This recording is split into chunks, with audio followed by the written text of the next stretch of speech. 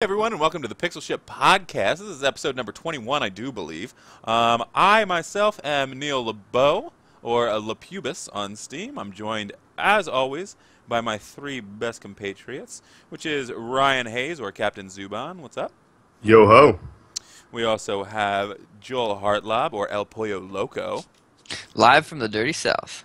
And we have Ryan Blandy, or Robotic Lockies K? Loke? Robotic Loke. Okay. It's Locke, and now I have to change my goddamn Steam name. Thank you very much. How do you have to do that? Nobody knows how to spell your craziness. Or listens to this podcast. Both of those are true. I think we've had 34 total views on our podcast, so I think... Those are 34 people that want my hats. You can't have them. What? You think they're going to hack you for your hats? They're going to hack me all over the place now. I don't think Russian hat traders are listening to the podcast. I think your hats are safe for the time being. And suddenly some Soviet Russian Russia. fucking Hats hack hat you. trader is listening in going like, I got him. Okay. It's All not right. the Keep telling Russians I was yourself worried that. about. It's always the Russians you're worried about. I thought we were worried about North Those Koreans Ruskies. now. I don't know. I'm worried about Russians. Recently I've become... Well, not recently. I've become re-enamored by the 60s. It's hard, and I'm starting to feel... I'm feeling Have you like... been watching that CNN miniseries or whatever they've been? No, I didn't even know. I'll have to, I guess. The only way I know what nation to fear is by the movie Red Dawn, and so far it's only been Soviets and North Korea. So until they make a third version of that movie, I'm sticking with North Korea. Well, with the amount that we're recycling ideas in both video games and movies, I think you won't have to wait long. All right. So, I mean, I look forward to that's my next xenophobic stint. Absolutely. You know what? Watch out, Australia, because I'm sure you're going to be attacking us in Red Dawn 3. You know, I didn't enjoy either of those movies. I think I would really enjoy a Red Dawn with fucking Aussies. I Yeah, think it that would be is pretty good. It would definitely be a pretty remake good. I would get behind. You're our bitches now. Red Dawn, Red Throw Dawn another 3, victim on Heart the of the Bobby. Swarm. Anyway, all right. We've come off topic. Now we're going to go back to topic. Topics. Today we're going to talk about many good things, many bad things. We're going to do news as normal, but we're going to start out, as always, with what we've played in the past 2 weeks. Sorry about last week. It was my birthday. I celebrated the day of my birth with not doing a podcast. That's what I gave. Yay! Pretty Not awesome. doing work on birthdays. Yeah, it was fun. I did open up my Steam account to a birthday present from Senor Blandy of Alien Isolation, which is pretty sweet. So when that It doesn't come out yet. when that comes out on October 7th, I'll be able to play it. That's a pretty awesome birthday present that I can hold and enjoy right now. That's wonderful. I'm still pretty excited for that game. Anywho, all right, well, but I don't want to sound unappreciative. I am. That's one of the games that I'm the most excited for. So It's like the only game you're excited about. currently, I Stuff- mean, stuff no, coming that's not out true. soon. There's the new Assassin's Creed. I'm pretty excited about. I'm excited about that. Your Sunset. computer can't run it. Are you? Are you sincerely excited about the new Assassin's Creed? What was the last Assassin's Creed you played? I'm excited about the trailer for the new Assassin's Creed. The trailer was great, The trailer was pretty awesome. but I've Yeah, seen but it's nothing only to on let next me. gens. They're nothing usually makes me pretty think good that's gonna be trailers. Any different?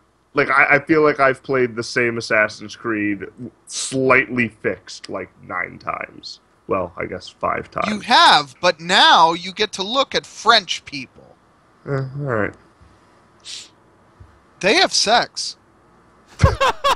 Sold! All right, that's it. I'm going. I'm getting it. French your people history have lesson. sex. French people do like to They have have sex. sex. The French, they do it. All right. Well, good. It's for the true. French. I mean, at least they're out there doing their thing. Good for They them. invented a type of kissing.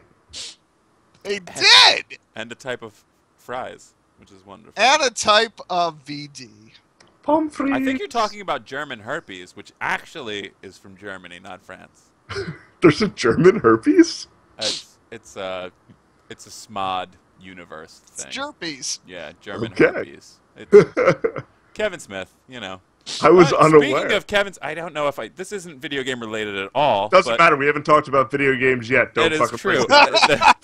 The trailer for Tusk is up. Oh God, I heard about that. If you have not I seen did it, watch it, and that is a Kevin Smith film that I will not be watching. you're not going to see Tusk. No. I don't like horror, but that seems interesting because that was actually when I did listen to his podcast, and that was a fucking hilarious episode. Right. And the fact that is becoming a reality makes a really weird world that we live in. It really does, and it makes me respect Kevin Smith a whole lot more. This guy got epically stoned and did a podcast and wrote a frickin' movie. And now made the movie. Like, it's insane just how it goes A to B, and you're really along for the entire ride. For those who are unaware, you need to briefly explain what the fuck Tusk is about. Well, all right. If I had to explain Tusk, Briefly. I would say it's kind of like It's Human Centipede, but now it's a walrus. it's a little like Human Centipede, It's gross. sorta. Okay, No, thank you. the way that Tusk came about was a Canadian man, I do believe, put an ad in the newspaper saying that he wanted someone to move in with him and he would let them live for free. But 2 hours out of each day, he would have to dress up like a walrus, or they would have to dress up like a walrus, and they could not make non-walrus sounds. They could not walk on their legs. They had to crawl around and slither around. Had to be a walrus. Right. They had to be a walrus for 2 hours a day, and he built them a walrus conclave, I think is what he used to refer to it as. And he would refer to this walrus as Gregory. So that was the inspiration for Tusk. And Tusk is a movie that is that story paired with Human Centipede, for the most part. Yeah, all right. And Who is allowing this man to do this? Who is not calling the cops on this man? I hate this. all right, it's a Bill movie. Cosby, what are you doing with the jello pudding? I was just emoting. Oh. I didn't mean to do Cosby. Well, you were doing it. Cosby's ghost just happened to slip into his body. Just, I didn't mean to do that. But the point is, like, how is someone not calling the cops on this fucking weirdo? Who's saying, yeah? Are you talking about the I'll Canadian, live or are you rent talking free. about I an don't give a imaginary shit. character? He's talking about the Canadian guy. But the No, Canadian 'cause guy, there's nothing illegal with it. Sure, he's yeah. a fucking weirdo, but there's a lot of weirdos out there. different Yeah, strokes and for different then folks. you open the door and there's like 10 dead bodies in walrus costumes. Well, now you're just jumping to conclusions.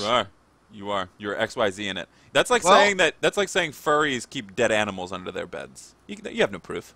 We all know they do, but you have no proof. You can find out real fucking quick, I tell you what. What? Go to a furry's house? Do you Yeah, know you a dress furry up that you can as a check out? furry, but you have a gun.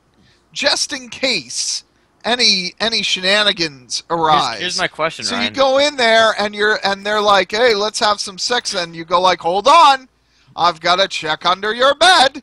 And then you see the dead animals, and then you back away slowly. And if they try to kill you, Where then- are you keeping this gun? This is getting in a super fanny fucking pack, dark. And how- fanny how- pack. Fuck. How are In you the gaining front. access to this gun while you're in a furry costume? Yeah, I think those. Listen, All right, how about this? I used to. You know what? I'll help him I out. used to dress up all the time I'll help him for out. the job. Two I birds. know how to get around in a furry costume. Nope. 2 birds, 1 stone. The furry costume is a kangaroo. Keep the gun in your pouch. Boom. What That's about why you a don't walrus? trust kangaroo furries? I'm sure there's kangaroo furries. Oh, It's yeah. furry. There's a furry. Yeah, definitely. There- All right, enough there's- about furries. There's, Enough about there's Kevin. whale furries All right. in inflatable costumes. So video game. Yeah, welcome to Furry Ship. Welcome to Furry FurryCon 2008. Welcome to Cockmouth. All right, so that's gonna bring us into video games somehow. Somehow. Connect the dots and you get video games. So let's start by talking about what we've played in the past 2 weeks. So, Mr. Blandy, since you love to talk so much, let's hear what you have to say. Well, as always, I played Team Fortress 2. I also went to the backlog and played up to date with Walking Dead, Wolf Among Us, which I do believe Hayes also did. Oh yeah. Did you finish that? Yeah, I finished it. So, avoiding spoilers, what did you think of? Look, I guess that series as a whole. Now that it's over, Yeah, series as a whole, very good. That 5th episode, though, kind of dog shit. you didn't like it. It was just kind of wrapping up things and not a lot of fun to be had. Yeah, I like mean, it was you just had to getting wrap things up the done. episode. I thought it was, the first half was action packed. The last half was, Story packed. what transpired. A lot of dialogue trees and decision making and influencing people's opinions of things. I thought it was So, a good video balance.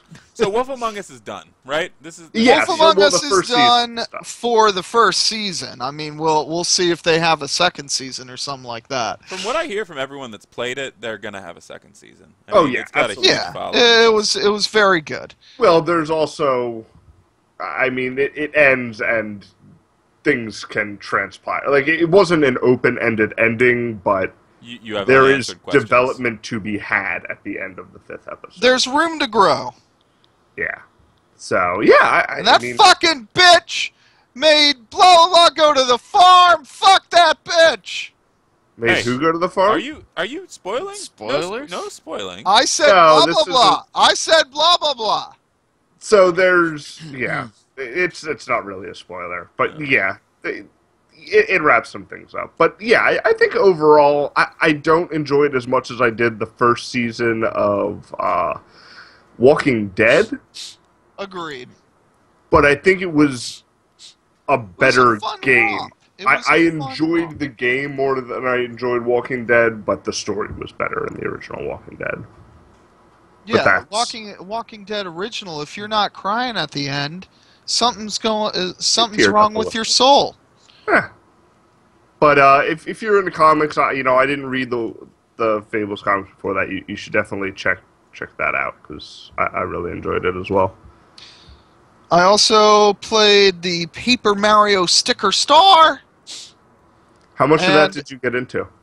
I've played a good few hours, and now I'm getting stuck. It's fun. However, it is not Super Mario RPG, which I was led to believe that it was Mario's version of it, or Nintendo's version of it.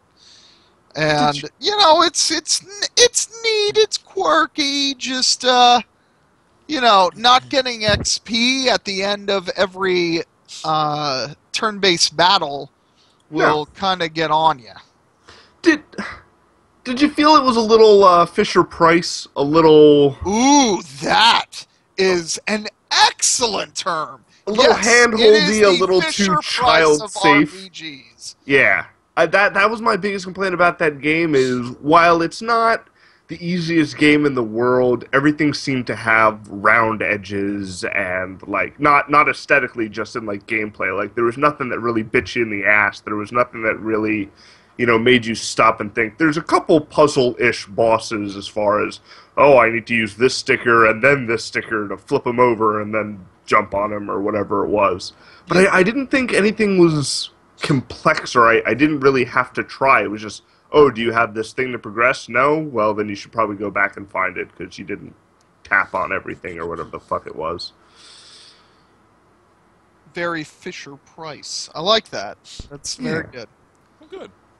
So, I mean, is this a game that you would recommend? Is this not a game that you would recommend? I picked it up for $10. So if you can go to your local store and right now it's $10, yeah, pick it up. It's a nice time for $10. If you buy it full retail, you are a crazy person. It is not worth the 30 or 40 retail that it was launched at. I also picked it up super cheap at like Best Buy, kind of when they first slashed the prices. I think it's worth $10. That's it, maybe, if you really want to play a Mario Is this a game that would speak to a you know, 8 to 10-year-old a lot more than it would speak to a 30-year-old. Like, Maybe. Yeah, Yeah. there's better RPGs out there that will speak to. I mean, good lord, Pokemon's been doing turn-based battles properly with hardly any story, and you know, Paper Mario just kind of misses the mark. This is a half step up in like complication from Pokemon. Where Pokemon you can kind of pound on shit and get through it. There are parts in this game that you kind of have to do them in the right order, or you kind of have to have an idea of what you're doing. You can't necessarily spam and win at this game, or like grind or anything like that. I don't know who was this marketed to? Yeah, it just That's kind what of I'm fell trying in to this get at. weird gray area. yeah. Because, Okay. like, yeah, some stuff is just downright, like, point-and-click adventure. Hey, you missed this shit. Now you gotta go back. And you're like, ugh. But then this it's other like when you stuff skip- is that it's not too complicated, that you're like, what's going on here? First it's difficult, now it's fucking easy. Why is I'm juggling these stickers? There's not enough stickers. Now I've got too many stickers. All these stickers. I think the most disappointing part about that game is it doesn't have the Nintendo polish. Even a game like the new Kirby's and shit like that, they may not be hard or they may not be complicated, but they're interesting and you can play through them and enjoy yourself. I feel like Sticker Agreed. Star doesn't do that consistently. I feel like it was made and then whatever, you know, extra year or 6 months or whatever Nintendo usually does kind of go through QA, I feel like they missed that step. It doesn't feel like They just a went lot like, of their hey, top tier games. let's just put it out. So it's disappointing. It's not bad. It's a Nintendo game. Like it is a good game, but it's not as good as it could have been. And I think Nintendo setting such a high standard. It would be like Blizzard releasing a mediocre real-time strategy. You're like, I know you're fucking better than this. Like, what are you doing? Right. You're just a disappointment to your family right now. Yeah. All right. Did you play anything else, or was that gonna wrap you up? Well, we all played Defiance. Yeah. So that was under your. Well, I think we all kind of agreed that that was a game that you would be interested in playing, but you were definitely the inspiration for that. Right. But me. So, what about Defiance? What makes you like the Defiance? It's basically, I don't know, third-person Borderlands, with people that, you know, don't touch computers, and you know, there's A some little buggy. There's a little bit of bugs in there, but yeah, as a whole, it was good on the whole, and I think we will continue to play it. Sweet. Awesome. Fantastic. I mean, I did everybody not play played it. Defiance. Does anybody else have any thoughts? I mean, I don't necessarily like the way the mission structure is. I didn't think it was abundantly clear kind of where we needed to go at any given time. You Agreed. kind of have to pull up the map and search it out. And then when we kind of got separated and, you know, it started opening up these instances and I couldn't get into that instance because you guys or I already did Oh, it when it before was you the guys got solo there. instance. Like, it's a little sloppy. Like, I would have been perfectly fine with, like, seeing that cutscene again and just fucking let me do it again. Like, there's no reason not to. It's not like we had a group of 30 people. Like, we had the requisite number of people in a group. Yeah, I would say like those bugs like that were kind of frustrating. Like Especially for a 'cause game as old as it is. It's not only that a year old. It's really not that old. But I mean, a bug like that you would think would get, because that's the first fucking story mission. That's like out of like the initial stuff. It's like the first season Yeah. mission or whatever. You know, like you would think that something like that would get taken care of, or maybe there was something that we missed and weren't doing right. I don't know. But either way, it was not. You're right. It wasn't clear as far as where the missions were and all that stuff. And that is kind of bothersome. I don't like that you can only have one mission at a time. Like, I really don't like that, because that means... Oh, you like it It's- when we have several missions. Well, especially in a game like that, where, you know, like it's an big open world, and the fact that you can only have one at a time means you're wasting a lot of time traveling back and forth. And while yeah, I know it's nice because they have like automatic fast travel back to like the hubs. You know, like you can pretty much fast travel from anywhere on the map back to that like And you initial can hub. pretty much fast travel to any person. Okay, in your party. Yes. Right. Which is fine, like that's great. But like the fact that you can only have one at a time means that if you're by yourself, you're doing a lot of backtracking and you're doing a lot of unnecessary travel. Like it just there's no reason for them to only have one quest fired up at a time. Like it just doesn't make sense to me. Especially when you have multiple quests going on in the same area, it just there's no reason for it. And I don't know, maybe it has to do with the way they do their instancing or their phasing or whatever. Mhm. And I guess maybe they just didn't know how to program it or just didn't want to figure it out. But this is one of the few games that I've seen that has just the one quest at a time. You know, like even Borderlands, like you could have multiple quests at a time. Yeah, you could have just set multiple one as quests. your active quest. Right. I mean, it's almost like it's pushing you toward, you know, a single-player-esque, you know, single storyline, but it's this massive fucking overpowering world. Yeah, I think they're trying to be more linear, I would imagine. And I think that the thing that is lost in games like Skyrim or games like Borderlands or games that you just accept 35 quests and then half of them you never do. You know, like, if they're trying to show you bits of story, it seems like having one quest active would really force you But in. even one quest and one side quest would have been a fucking compromise at a certain Right, I point. guess Right. that is true, yeah. I mean, because yeah, you can't even like if you want to do the side missions, you can't have any other missions active. Like it's literally one mission at a time is active.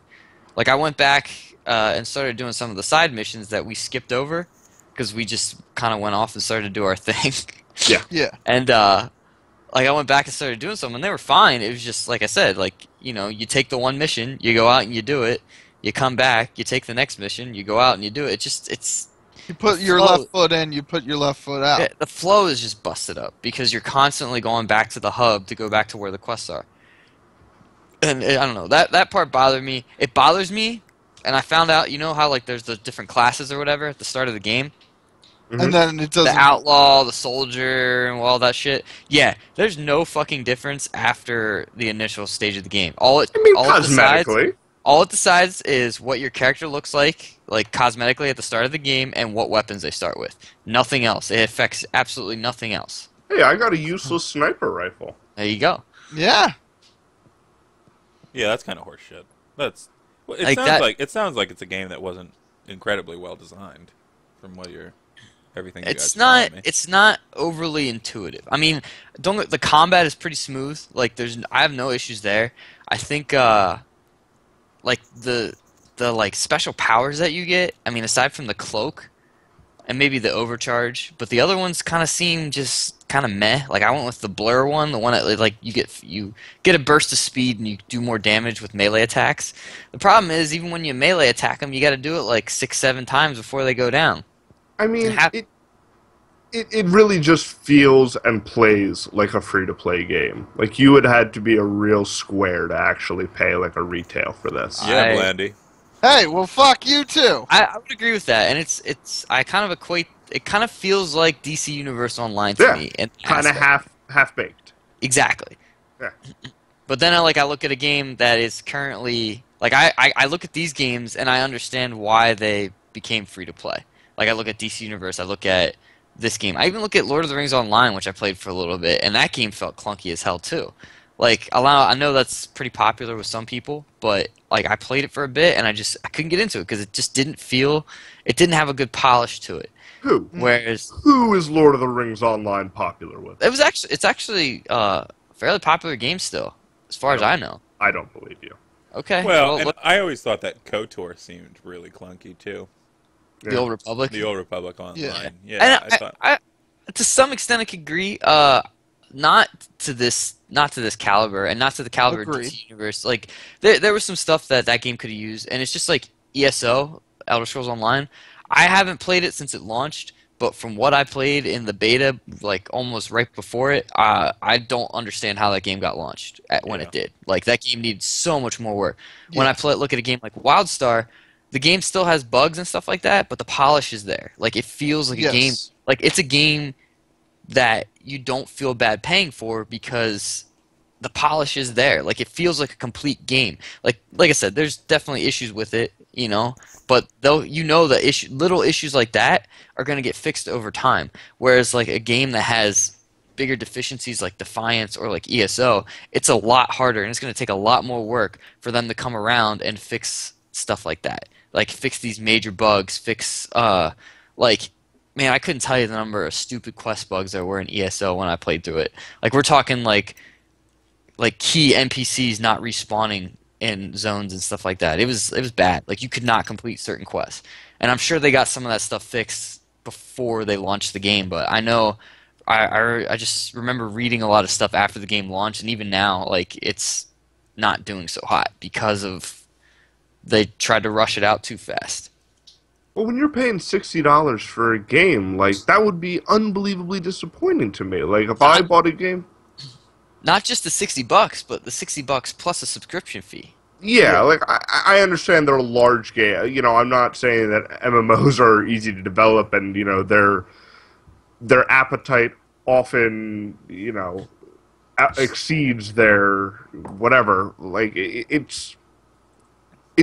I just don't want to pay all this money monthly to play a game, especially when so many of these bugs are almost expected, you know, that things are going to reset or you have to wait around or, you know, the instances don't always work all the time. And it's like, I'd rather pay $60 and just fucking play by myself in my room at a certain point. Like, what else are you getting out of this? Right.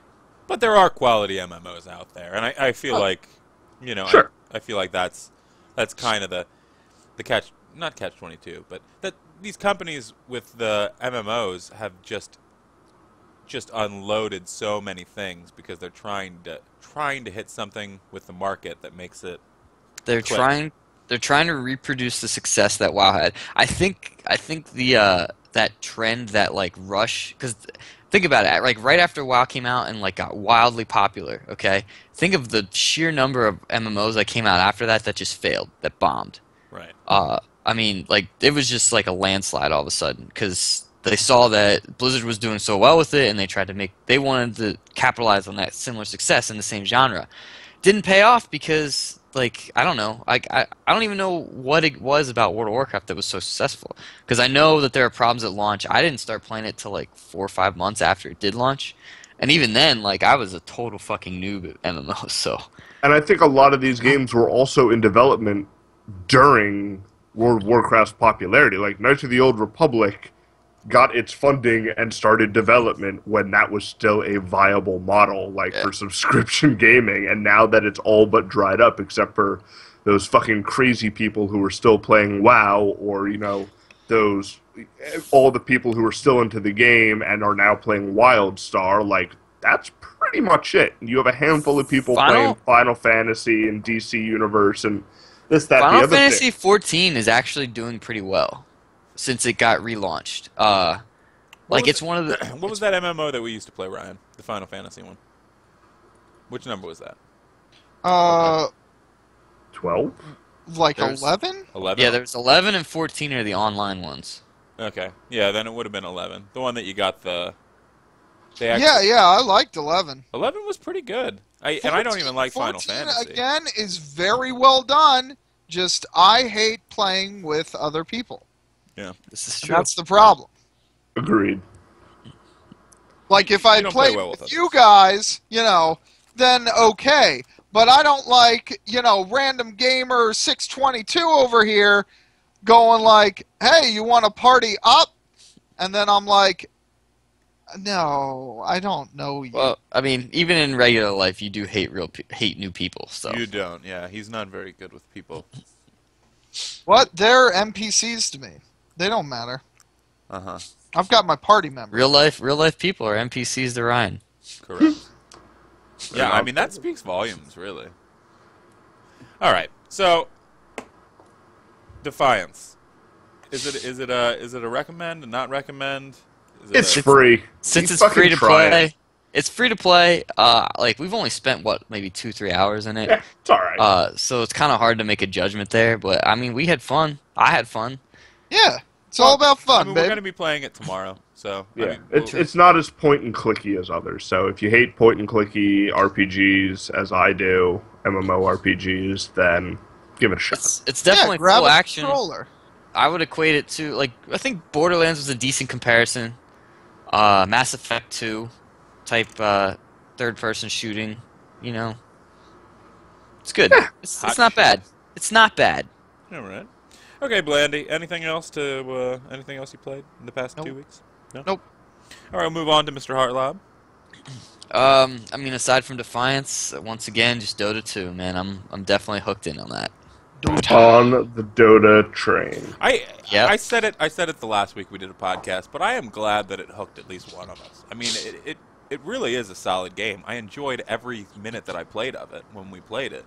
Until Joel is in the international and we all get to fucking fly out to Washington to see him play, I could give two fucks about this game. So keep it up, Joel. Get to the international, give me an excuse to go out west, and then I'll give a shit. I think you'll be not giving a shit for a very, very, very long time. I'm going to say forever.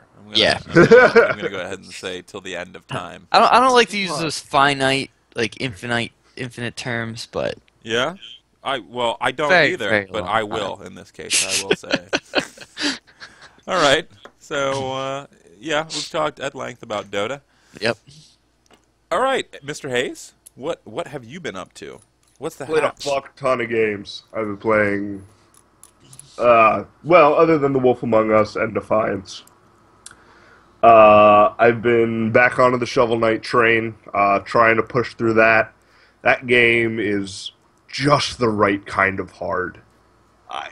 It is, I mean, you guys know I generally like those kind of Meat Boy, Spelunky kind of games where you kind of are punching a brick wall for a couple hours and then you eventually loosen a brick kind of games. Right. Shovel Knight is easier than that in the right way. Like, I died, this one level, I probably died 20, 30 times, screaming expletives at my TV every single time I died in the exact same spot.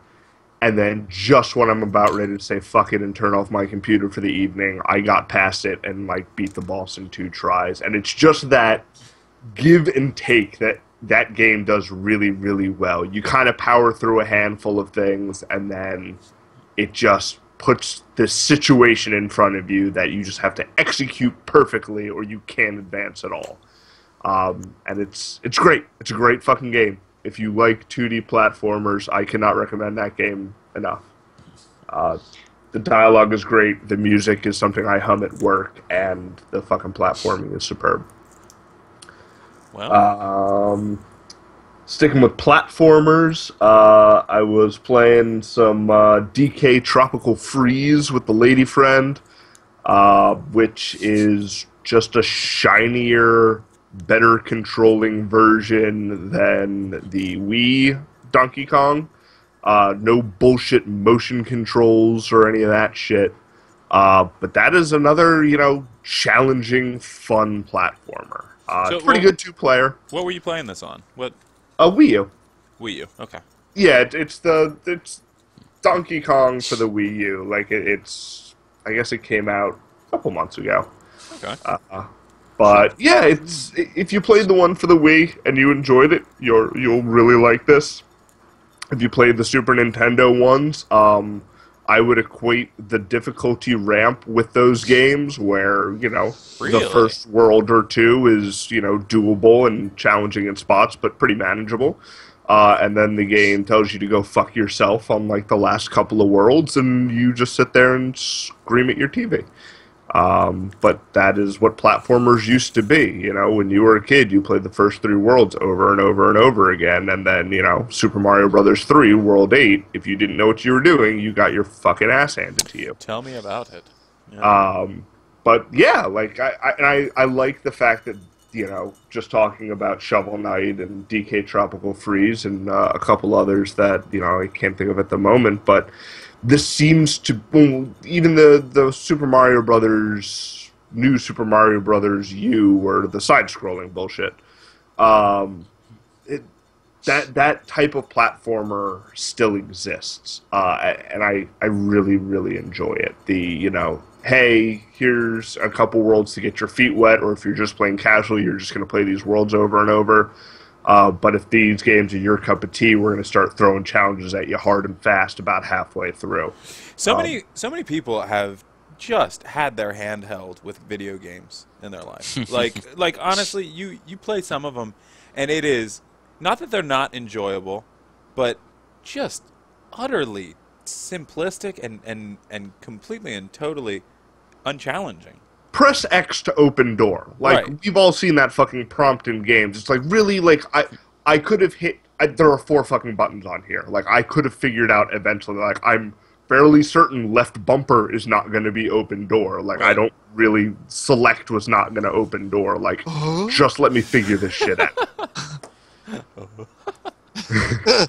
Oh, good. Yeah, and it is nice to see, this kind of...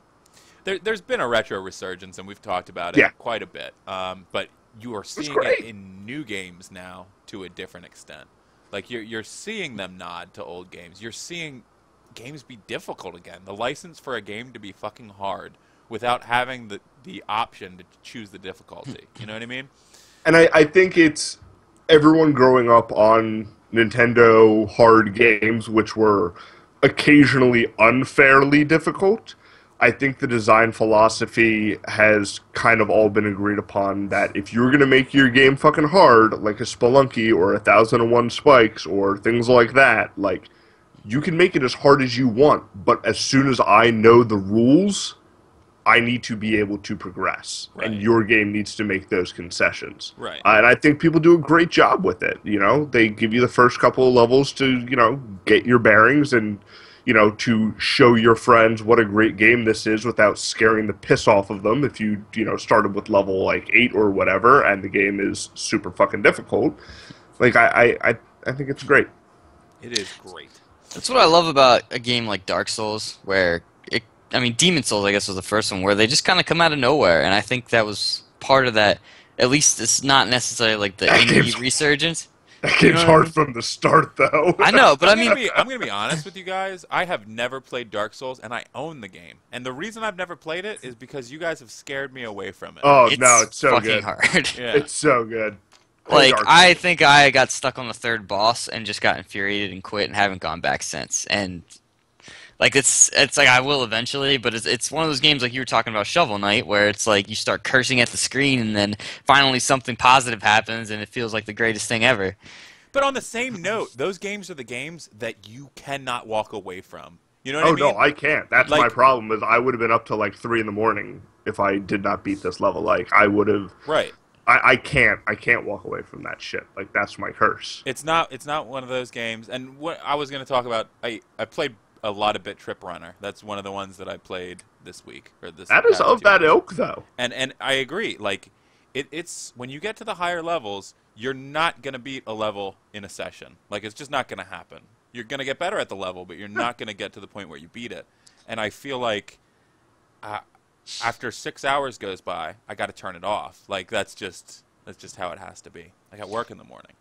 And by morning, I mean 3 hours from now. It rekindles that kind of awesome lack of responsibility in your belly. Well, that's staying up all night with your friends. You Right. know, we're going to beat Doom tonight. We're going to sit down and we're going to play through this entire goddamn game. Yeah. Yeah. Sweet.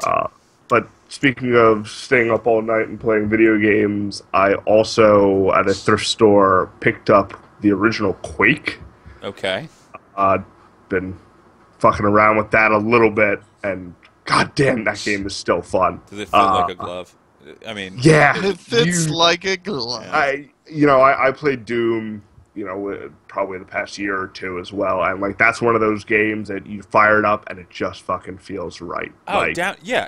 You can, in your soul, you feel every sound effect. But it's because we played those games 1,000 exactly. times. It's encoded in our DNA. Like, honestly, I think when we father children, we will sit them in front of Doom, and they will know what to do. Like, It has been transcribed in your RNA. right, absolutely. Yeah, Quake, that's one I haven't played Quake in probably a decade. I feel like Quake holds up a little bit better than Doom. Yeah? At least for me, like, the controls, you know,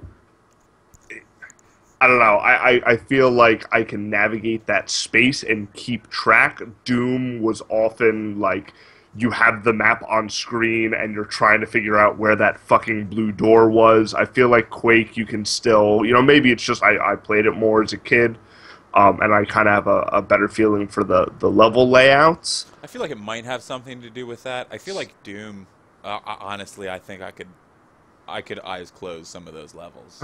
Yeah, maybe. Quake's also a little bit more linear. Right. I feel like Doom worlds were like a square because they had literally a confined space to work with, where Quake is, we built this level because we have these 3D models now. Right, and I feel like Quake was a little less secret roomy. No, there's a ton of fucking secrets in that game. Well, they're mostly like closets with like nails in them. Like sure, but no, what I'm saying is like in Doom, there are levels where you need to find the secret room. Like that's the only way you can get through. Whereas in Quake, like you can usually get through the level, but yeah, you know. But that game is just so much fucking. Oh, they're both fucking good games. If they went up in a fight, yeah. If you asked me to choose between Quake and Doom, that would be a very difficult decision for me. I think for everyone, and probably Wolfenstein would get thrown in there for me, and Duke Nukem. Quake had fucking multiplayer though. Quake had great fucking multiplayer. I'd probably have to choose Quake over Wolfenstein or over Doom. Wolfenstein and Doom. Duke Nukem has multiplayer, and it's pretty delicious. But did it when it came out? I think that, same with Doom, was added well after the fact. I you know, and I honestly couldn't tell you. I know for a fact that I've played both Doom and Wolfenstein and Duke Nukem via LAN circa 1994. Sure. You know, yeah. like there was... so it had to happen pretty early. Anyway. And then other than that, I played a little bit of Need for Speed Hot Pursuit because I love me some arcade racing games, and I got it super cheap. That game's neat. It's exactly what I wanted. I go real fast, and then sometimes I play as a cop, and I have to slam people into walls. And then I turn it off after like an hour, because that's all I need to play of that game in a sitting. Right. And then I got a weird inkling to play Red Dead Redemption, so I went to GameStop and I spent $8 and I bought that game again because my father has my PS3, so I bought an Xbox 360 version. I've never played it.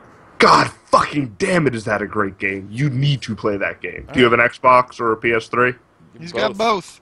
Hey, they're both sub $10 now. Go fucking buy it. It is... Should be on PC too. Grand Theft Auto in the Wild West. Yeah, it is. It is Grand Theft Pony. Like it is. I think the story is better than any of the fucking Grand Theft Auto games. The world is more interesting. The characters are more interesting. I actually gave a shit about the protagonist in this game. I could care less if any of the Grand Theft Auto people lived or died in those games. Like they're all just such fucking scumbags. But there's no downside. Here's the thing with Grand Theft Auto for me. I've spent so much time just shooting people in the face and getting killed by cops that I no longer care if I die. Like, the game has no sense of mortality for me whatsoever. You also don't have any incentive to be a good guy. I feel like Red Dead Redemption, while you you can hog tie people and put them on a train track and you get a fucking achievement if they get hit by a train. Like, you can be a scumbag in that game, but you don't really want to. Okay. Unless you want that achievement, because it's a fucking fantastic achievement. That's a good achievement to have, yeah. All right. Well, have you played anything else, or is that pretty much the gamut? I played some other shit, but not that I'm prepared to talk about. All right. I already talked about. I played a lot of BIT.TRIP Runner. I just got in the mood, and that's one of those games that really does. It tends to hold my attention in a time where I don't know, video games in general have seemed stale for at least just the ones that I have, I guess. But BIT.TRIP keeps me interested, keeps me involved, and I got to be honest. What I think it is, I think it's soundtrack. I think it's really soundtrack. Track's fucking great. Is what keeps me into the game. It's a simple idea. You either jump or you kick or you slide, and that's really what you do. You can do those things, and that's about it. Well, you also really like the Circle of Death games. Yeah. Well, what is that game fucking called? Super Hexagon? Super Hexagon. Right, I do. You are correct. I really. And like that is another game that, I will play that game as much as it frustrates me just to listen to that song. Right. That one goddamn song. Well, there's 3 songs. You get different songs on the levels. So if you go to, like, the levels in Super Hexagon are hard, harder, and hardest. All 3 of those have different songs. Yes. Yeah. Well, maybe I'll try them. Yeah, I mean, yeah. I only get to hear 30 seconds of the song, so it does not, I don't even get to... I get to hear 3 seconds of the song. I don't even get to hear 30 seconds of the song. It's good. It's all good. And I also I played a new one. Well, not a new game, but a new game for me. Jamestown. And Hayes, I think you own it. I don't know if you ever played it. What did you think? I absolutely adore shoot 'em ups. I really do. And I don't know. I can't remember the first one that I ever played. It was probably 1942 or. Oh yeah, that's very likely. But I really do like shoot 'em ups a lot. And this one might be one of the best I've ever played. All right, excellent. Is that? I was afraid you were going to say you didn't like it. That would have broke my heart because that game is so fucking good. It is phenomenal. It's been a while since I've actually gotten enamored with a shoot 'em up because they're all the same frickin' thing, you know. And that art style, it is fucking Metal Slug in the sky. Right? Yeah, the art style is amazing. The setting is amazing. You're in the 1600s, but in a mechanical, like, steampunkish spaceship that shoots laser beams. It is sci-fi colonists. Yeah, American colonists. Right. It makes no sense, but it is glorious start to finish. So I would highly recommend that game. That's one of the... It's super cheap now, too. Like, if you have any fondness for shoot 'em ups. So, are you a vertical or a horizontal? Like, are you an R-type or are you a 1948 or... I am definitely a vertical. Not that I won't play horizontal, but I'm okay. I prefer vertical. Understandable. Are you a horizontal? I used to be. I think that I kind of started out on the R-types, like, as a kid. Like, I think my neighbor had it on, like, the fucking Master System or some crazy bullshit, and, like, played a lot of it there. And then I vaguely remember some of, like, the weirder ones that started coming out for, like, the PlayStation, that were top-down. But I think I enjoy the top-down better. Like, I feel like I have more control. I feel like I can see stuff coming more. Here's my issue with the horizontal ones, with the R-type style games. I don't utilize the space as well as I do in a vertical. In a vertical, I will go to the top of the screen, to the bottom of the screen, and everywhere in between, and be completely comfortable with the whole ride. With a horizontal, if I get too close to the front, I start feeling a little rushed with everything. I don't know why, and I don't know if it's... It's weird because it's technically the exact same game. Like, shit comes at you from one side of a screen to the other. If you were just to turn your monitor sideways, it would be a horizontal shooter. Nope, that's but bullshit. There's just... Why? I don't... You're right. You're right. But it's a weird thing. But I totally agree. Like, at this point, like, I'd much rather play those games, and I do feel like I have more control. I don't know if it's more, like, maybe it's, like, reading is more natural left to right for us, but... For some reason, shmups are better, you know, top to bottom. Yeah, it's possible that it is that way. For me, it really does come down to, I feel like my reaction time is better, and it's probably not founded in anything. It's just comfort level. But yeah. So that's what, I played Jamestown, and it definitely gets a high recommendation for me. I'm going to play a lot more of it. It's just play more of it. A matter of time. All right, and that's what I played. So I guess that's going to bring to an end what we've played. Let's move on to news. For news this week, Ryan Hayes has quite a bit to talk about, so we'll open it up to everyone else first and see if anybody else has anything to talk about. So, Ryan Blandy, do you have anything to say? Well, the big thing about Twitch. Yeah, I don't actually have that one. You want to talk about that? All right, so get this. Oh my goodness. So Google has bought the Twitch. All right? Yeah, YouTube. We all know this. And yeah, Twitch this week primarily like starting yesterday, maybe a couple days ago. They started to flag videos, not live broadcasts, but past broadcasts for licensed music. So if you're playing a video game and you got some music on in the background, boop, it's silenced, just like YouTube does. Basically, yeah, the content ID that was employed by YouTube and people were kind of kicking up dirt about. You're playing Fallout 3 and it starts playing one of the music tracks, you're fucked. No, really? Like for in-game Yes, soundtrack? really. I mean, there has been no flag specific. it. There has been no specific cases yet. I don't even know if this is implemented yet. We don't know how strict they're going to be. We don't know exactly. There is cases. Oh, are That there? was one of them. Okay. I stand corrected. I didn't think that it was rolled out or enforced yet.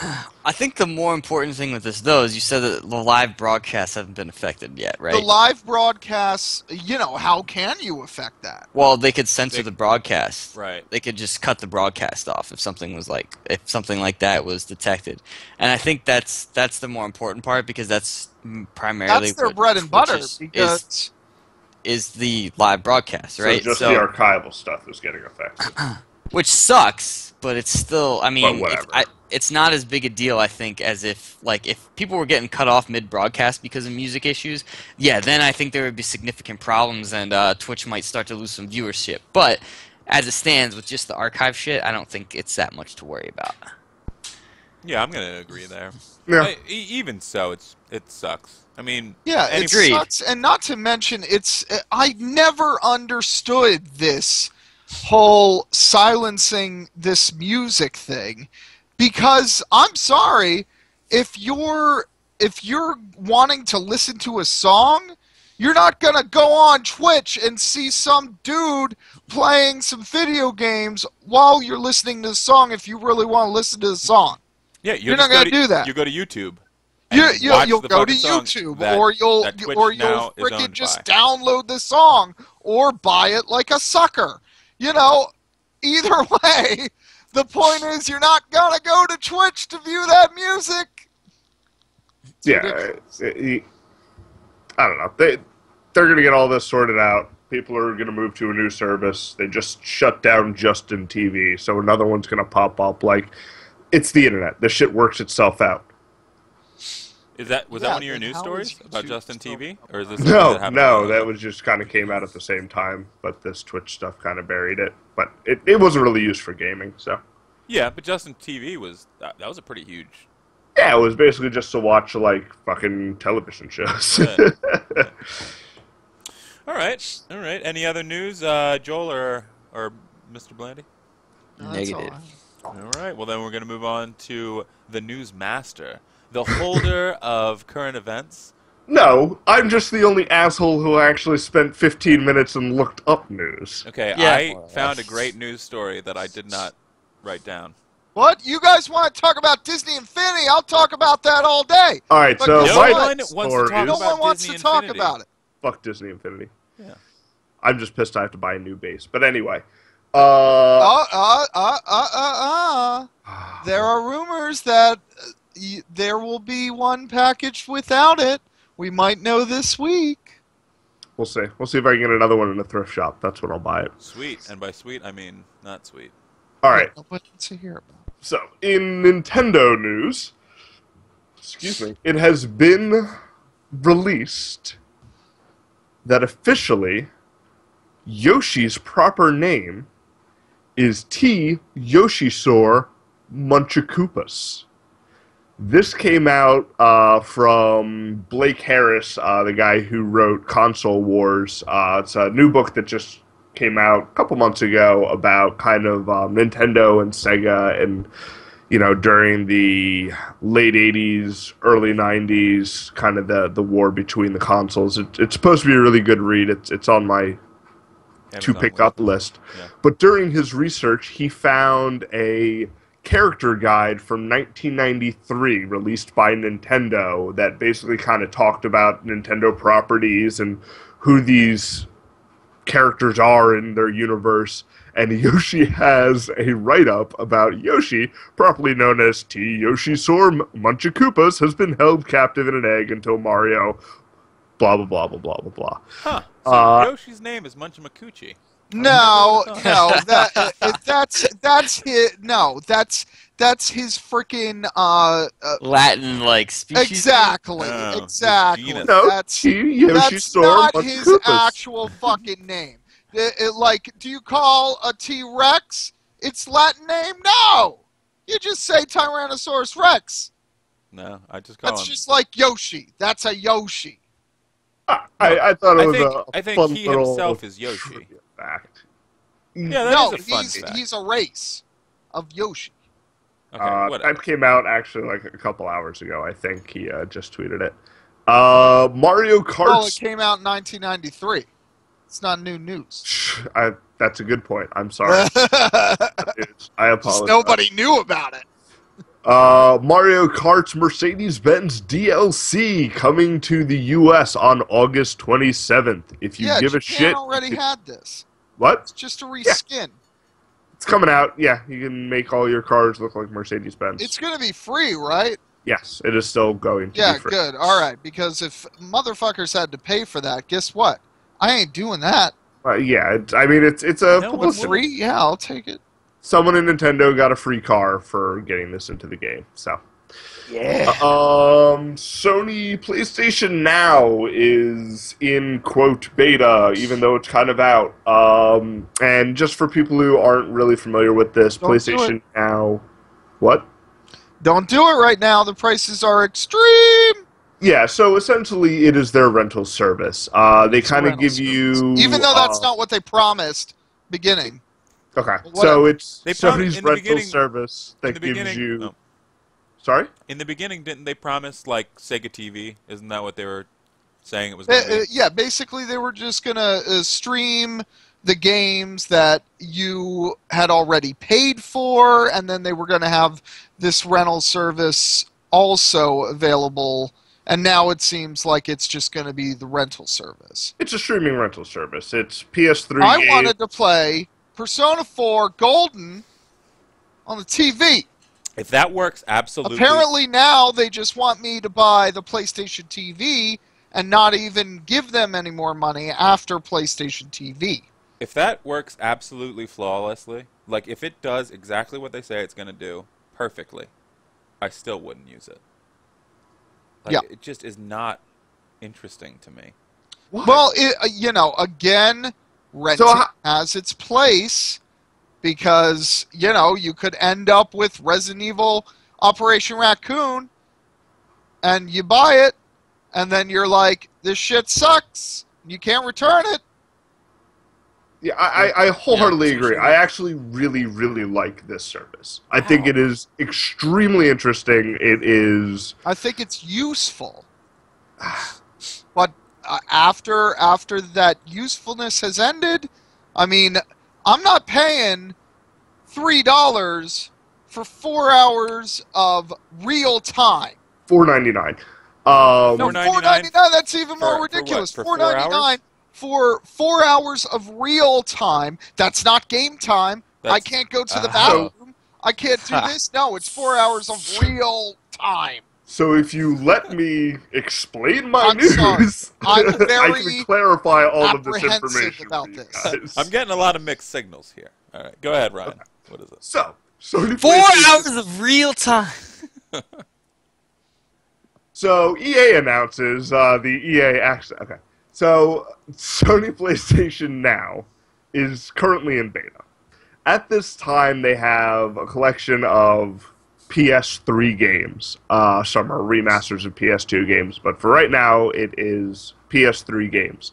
They kind of have this tiered system: 4 hours, 7 days, 30 days, and 90 days. All the prices are reported to be set by the publishers with some guidance from Sony. So they kind of vary. Generally speaking, it is about $5 for 4 hours, about $8 for a week, $15 for 30 days, and then $30 for 90 days, which is fucking 3 months. So, I say again, this is beta.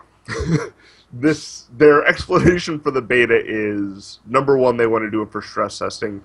Number two, they are looking for feedback and are trying to get not only feedback of what people are renting, what they're playing, and what tiers they want, but also looking for feedback on what people would like to pay or would expect to pay. Sony has come out and said that they are currently in the process of reassessing all of the prices. That being said, they have also made it as clear as possible without kind of coming out and saying it. The 4-hour rental is intentionally bullshit. Right. It is there to push you to the 7-day. The 30-day is, presumably a little high, but in 30 days you should be able to beat any of these games on the service if you play games regularly. 90 days, you might as well buy the fucking game, but it makes the 30-day look better. They are looking at games to be as low as $1.99 for the first 4 hours, which is essentially, paying for a demo. I think 4 hours is kind of a really weird time, but if it's a game that you have no information on, and we live in a day of, pre-releases and betas and shit, we don't get demos for games anymore. So if there's a game, for instance, Destiny, that, a lot of people may still be on the fence for, if you can pay $2 or $3 to try that game out for 4 hours, I think that would be well worth your money. To see if it's something you like, seeing it's something you want to stick with, and then go buy the fucking game. Like, it's... The week rentals, I would say, between $5 and $8 for a week is what we used to pay a Blockbuster. Yeah. Right now, it's an extremely limited library. They are currently working on putting PS2 and PS1 games up on the same service. They are saying that this is essentially their stand-in for backwards compatibility. Now, it's kind of horseshit that their solution for backwards compatibility is give us, $5 for a week to play Metal Gear. But there are some games out there, like Einhander or some really hard-to-get PlayStation games, that would be super cool if I could rent them for, a week or a couple hours, and I don't have to hunt them down on eBay. Like, I can't own every game I want to own, so if they kind of curate this well enough and start putting this stuff up for, what if we could play fucking Vibribbon again, or some of the weirder games that never even got released here? I think this could be a really interesting and really cool service. Well, obviously, it's way overpriced right now. I am not going to refute that. There's literally no reason that they wouldn't dump the catalog on there, like, when it comes that time to do that. Sure, it's just what does the infrastructure cost and how many games can they support? Right.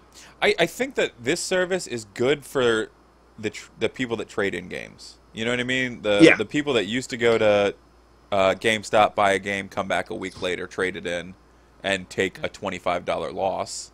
Well, congratulations. Now you can do that and take a $7 loss or an $8 loss.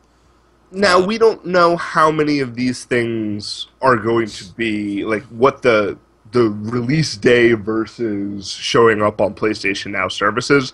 I'm sure you're not going to be able to get games on launch day on this rental service. Oh, absolutely not. I could be wrong, but that would really hurt their new sales market. Well, if they're getting a piece of that, that's the big question here. Because, like with like, say, Blockbuster would buy X amount of copies from the publisher, and that was guaranteed sales for them. So if anything, since the rental biz has kind of dropped off the face of the earth, they're no longer getting those guaranteed sales from these companies that they were getting before. So if they are working out some kind of deal with, say, the digital licenses, that they're still getting a piece of that rental, at least that's a piece of what they essentially have lost since all these rental places have gone under.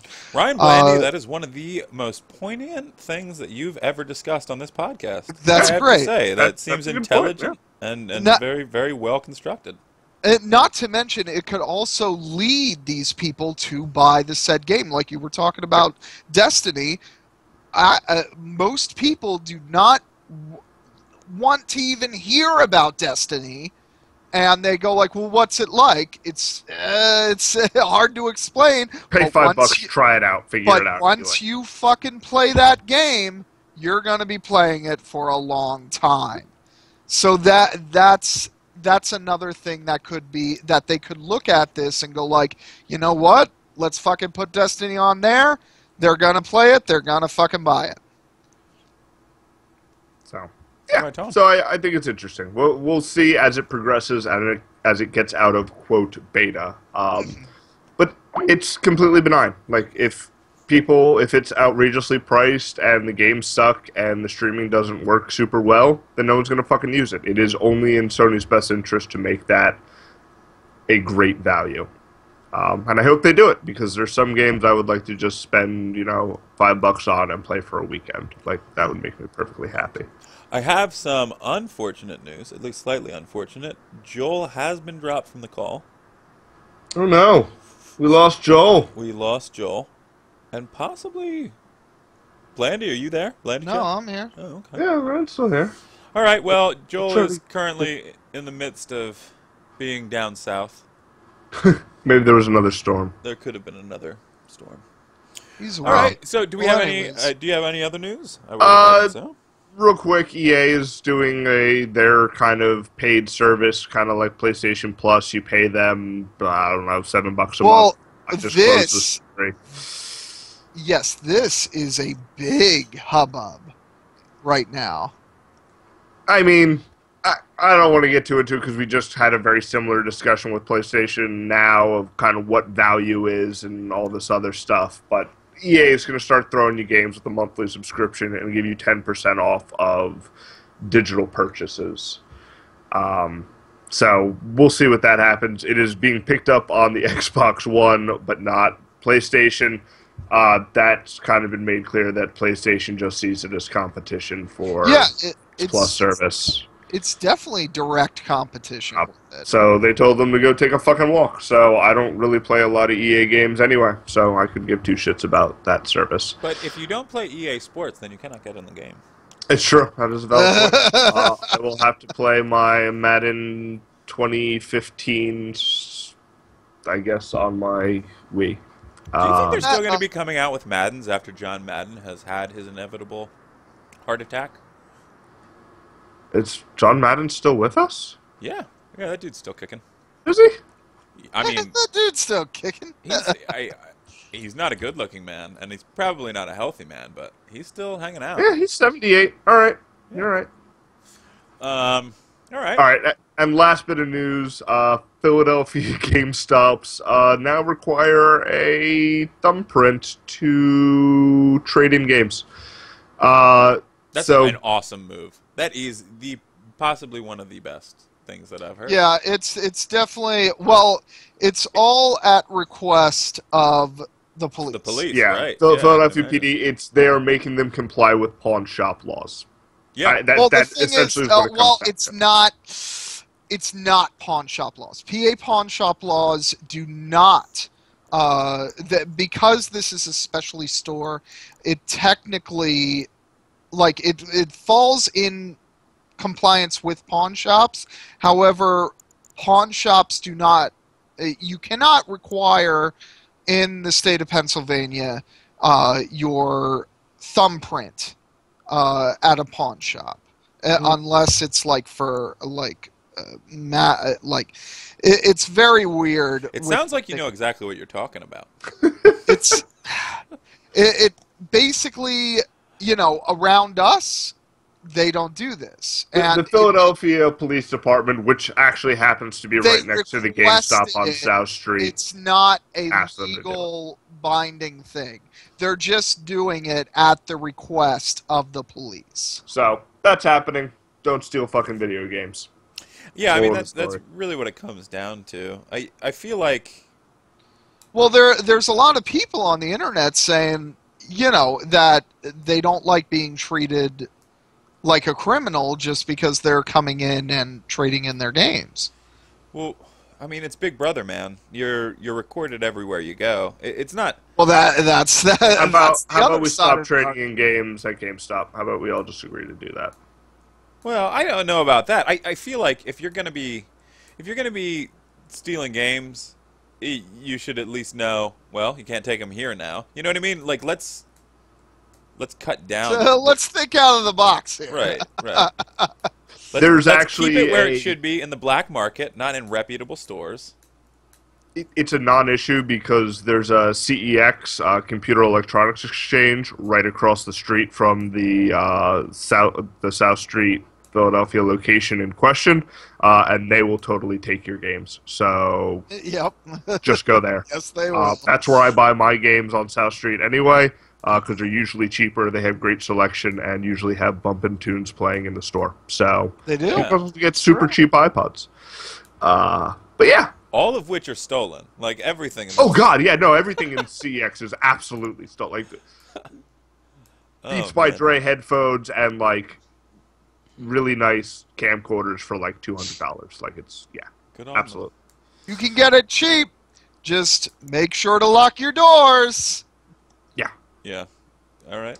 All right, sweet. Well, that's going to round up the end of news. I do have a couple of quick questions that I'd like to discuss. Is Joel back? Yeah, Joel's I'm back. Oh my god, Joel's back. Joel's back. Welcome back. Joel. So, I'm going to go with one.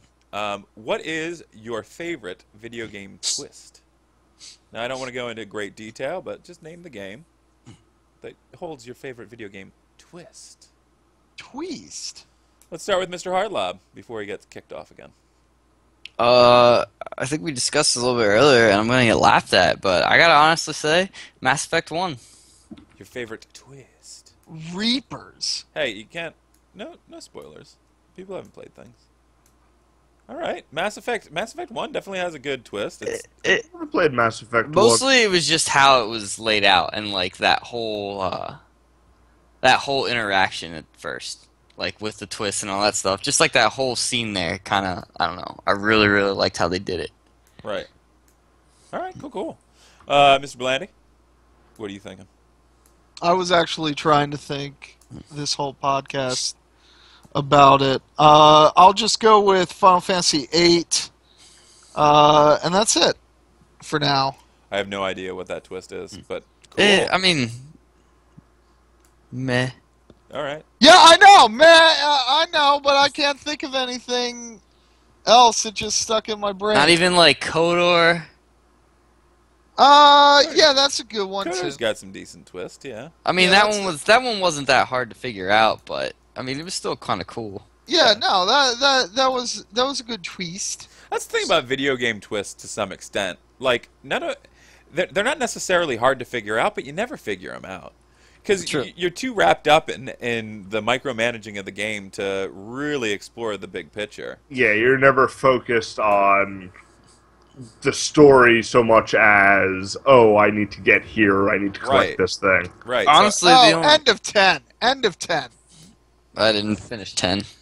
Yeah, end of 10. All right.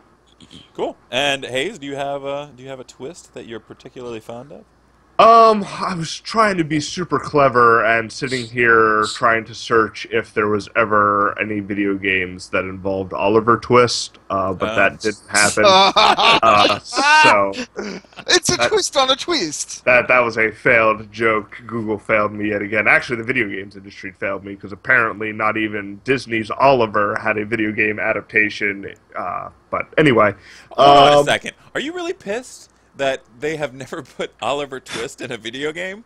Because I mean a little bit. that would be all right. So you really want them to make a terrible video game about Oliver Twist? I mean, they have multiple video games about Winnie the Pooh. I so, played a I Great mean, Gatsby video game Hey, that was pretty don't make fucking fun of excellent. Winnie the Pooh. Was it? Great It sounds like Gatsby it would be video game? friggin' It was awesome. it was an 8-bit. I think it was like somebody's fucking project. Like it, look up Great Gatsby platformer or something like that. Gatsby the game. It's actually kind of fun. Sounds And you pretty learn awesome. things, I guess. But no, my actual probably I don't know if it's my favorite twist, but it's probably one of the most memorable. Kind of from my youth was System Shock 2. Had a pretty cool reveal toward the end of that game. I have bought that game because of you, but I have still yet to play it. Oh, it's so Same here. fucking good. It is Same one of here. my favorite games of all time. Yeah, I know you say that all the time. That's why I bought it. I'm going to play it eventually. It's really excellent. It actually holds up surprisingly well. Cool. And then maybe Metal Gear Solid 2 is also pretty great, but that's more of like crazy. Right. Yeah. Well, my favorite twist is going to go with one of my favorite game franchises, and my favorite game of that franchise. It's going to be Silent Hill 2. I've never seen a better video game twist. I think What's it's the pretty Metal amazing. Gear, or not the Metal Gear game, the Silent Hill game with a dog ending, because that's pretty great. That's Well, 3. it started in Silent Hill 2. Well, sorta. No, it definitely. Yeah, 2. You're right. Silent Hill 1 only had the flying saucer. Right. One. The UFO ending. Though, I mean, not really a spoiler, but I'm going to say spoiler. The ending where it's a dog controlling everything the entire time would probably be the greatest twist of any video game ever if that was the actual ending. Well, it's potentially the actual ending. I mean, That's how another thing about those games that is so like awesome. how fucking amazing would that be though? Yeah, that the whole game you're just controlled by a dog. But if you haven't experienced the Silent Hill 2 twist, you need to play that game. You can beat it in less than 8 hours. Just I do got to it. pick that game up. Was that PlayStation 1? No, PS2, Xbox. okay. Honestly, I think I prefer the original Xbox version to the PS2 version. They also remade it for the last gens. The The current HD collection. last gen. Yeah. Yeah, the HD collection. However, the audio they redubbed, and it sounds way worse. Does Well, it? yeah, I heard the Silent Hill collection was supposed to be garbage. Like number 3 is normal, the same, just up-resed. But 2, for some reason, I don't know why, but they redubbed all the voice acting, and it sounds like garbage, and I hate it. Wow. The voice acting was really good in Silent Yeah, the Hill. voice acting, 2 regular PS2 days and Xbox original days. Yeah, those are some great voice acting times. Right. The reason I like the Xbox version has Restless Dreams on it, which is definitely Yes. worth playing. Like, really worth playing. So, Yeah, it's definitely worth playing. anyhow. All right, enough about Silent Hill. Well, I think that's going to bring us to an end unless anybody else has some something to discuss. No. All Negative. right. All I right, have gentlemen, jerked. it's been very fun. Listeners out there, all 34 of you, I thank you for tuning in once again. I'm leaving you with Joel Hartlob. Hope you weren't turned away by the, what the hell were we talking about at the beginning? Furry talk. The furries talking. Furries, and the human tuskery. centipede, walrus. Thanks for making it this far. Yeah. Ryan Hayes I don't think anyone made it this far. and Ryan Planty. Hey, I just got the conga taunt. If you find me on Steam, I will be dancing. Robotic lock spelled with an E on You the end. son of a That bitch! is true, and I am Niles Lapubis, Neil LeBeau, or just Lapubis on Steam. You can find us here again next week, or you can find us on pixelship.net. Thanks for listening. Have a great night. All right, that's it.